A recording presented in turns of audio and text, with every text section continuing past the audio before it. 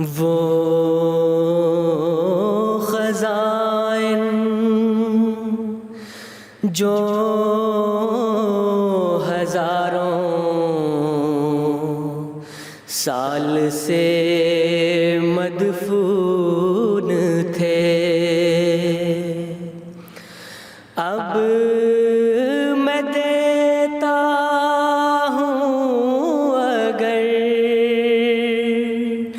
کوئی ملے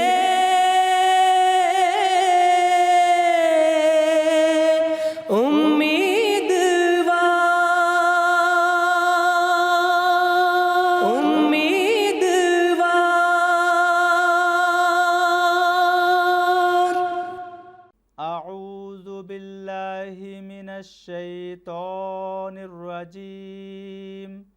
بسم اللہ الرحمن الرحیم۔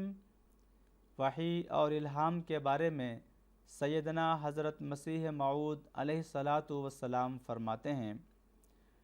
خدائے تعالیٰ نے جیسے انسان کی فطرت میں مبادی امور کے کسی قدر سمجھنے کے لیے ایک عقلی قوت رکھی ہے، اسی طرح انسان میں کشف اور الہام کے پانے کی بھی ایک قوت مخفی ہے۔ جب عقل انسانی اپنی حد مقررہ تک چل کر آگے قدم رکھنے سے رہ جاتی ہے تو اس جگہ خدائے تعالیٰ اپنے صادق اور وفادار بندوں کو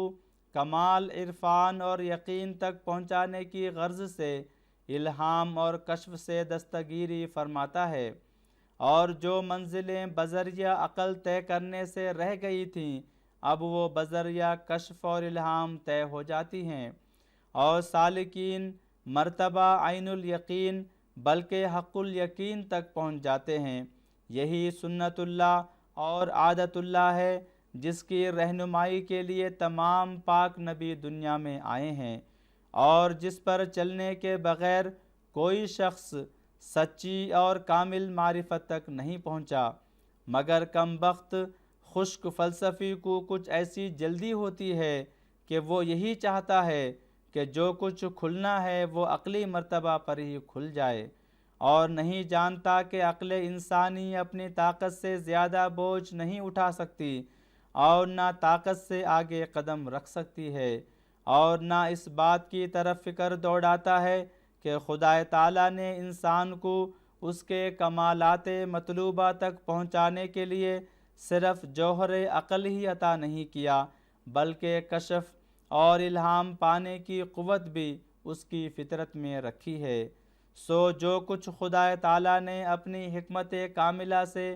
وسائل خدا شناسی انسان کی سرشت کو عطا کیے ہیں، ان وسائل میں سے صرف ایک ابتدائی اور ادنا درجہ کے وسیلہ کو استعمال میں لانا اور باقی وسائل خدا شناسی سے بکلی بے خبر رہنا بڑی بھاری بد نصیبی ہے،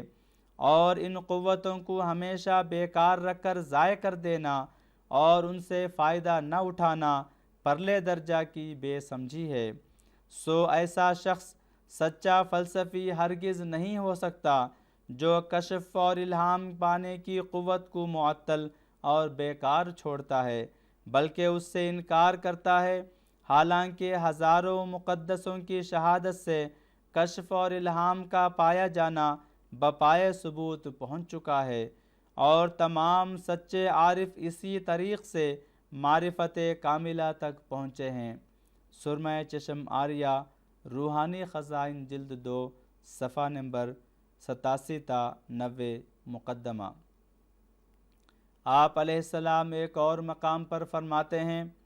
بعض خشک ملاؤں کو یہاں تک انکار میں غلو ہے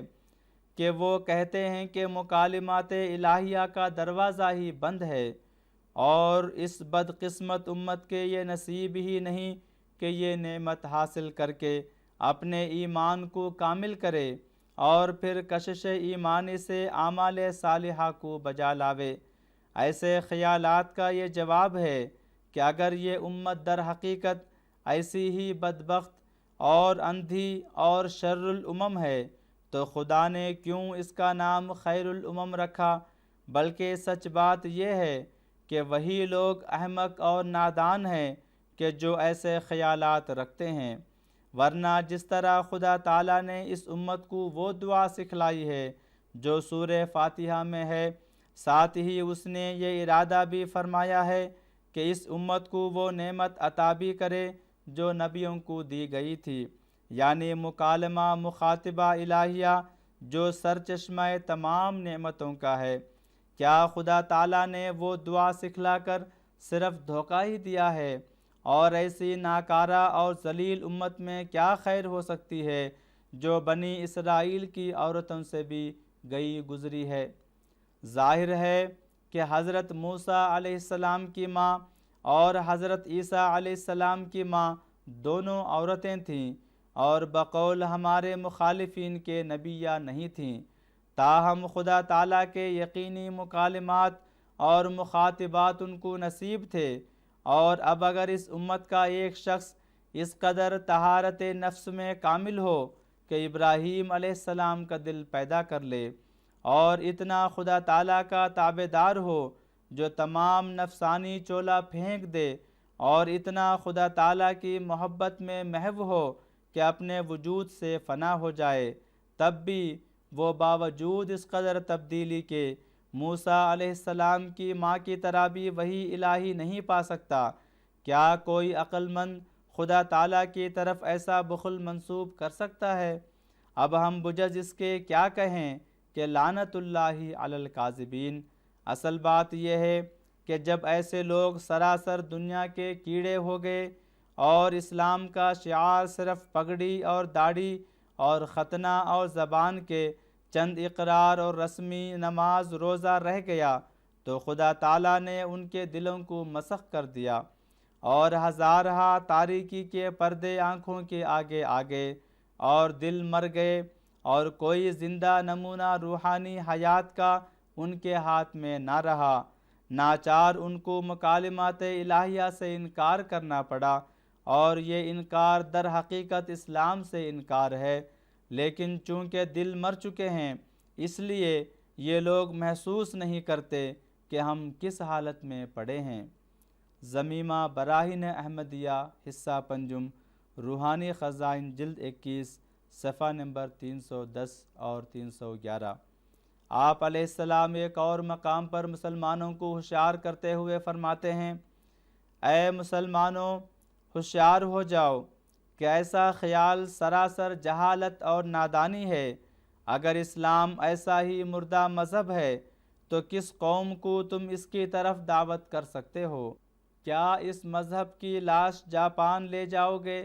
یا یورپ کے سامنے پیش کرو گے؟ اور ایسا کون بے وقوف ہے جو ایسے مردہ مذہب پر عاشق ہو جائے گا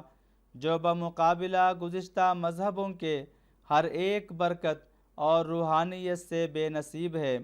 گزشتہ مذہبوں میں عورتوں کو بھی الہام ہوا، جیسا کہ موسیٰ علیہ السلام کی ماں اور مریم کو، مگر تم مرد ہو کر ان عورتوں کے برابر بھی نہیں، بلکہ اے نادانوں اور آنکھوں کے اندھوں، ہمارے نبی صلی اللہ علیہ وسلم اور ہمارے سید و مولا اس پر ہزارہا سلام اپنے افاضہ کی روح سے تمام انبیاء سے سبقت لے گئے ہیں، کیونکہ گزشتہ نبیوں کا افاضہ ایک حد تک آ کر ختم ہو گیا، اور اب وہ قومیں اور وہ مذہب مردے ہیں، کوئی ان میں زندگی نہیں، مگر آن حضرت صلی اللہ علیہ وسلم کا روحانی فیضان قیامت تک جاری ہے۔ اسی لیے باوجود آپ کے اس فیضان کے اس امت کے لیے ضروری نہیں کہ کوئی مسیح باہر سے آوے، بلکہ آپ کے سایہ میں پرورش پانا ایک ادنا انسان کو مسیح بنا سکتا ہے، جیسا کہ اس نے اس عاجز کو بنایا۔ چشمہ مسیحی، روحانی خزائن جلد 20، صفحہ نمبر 379۔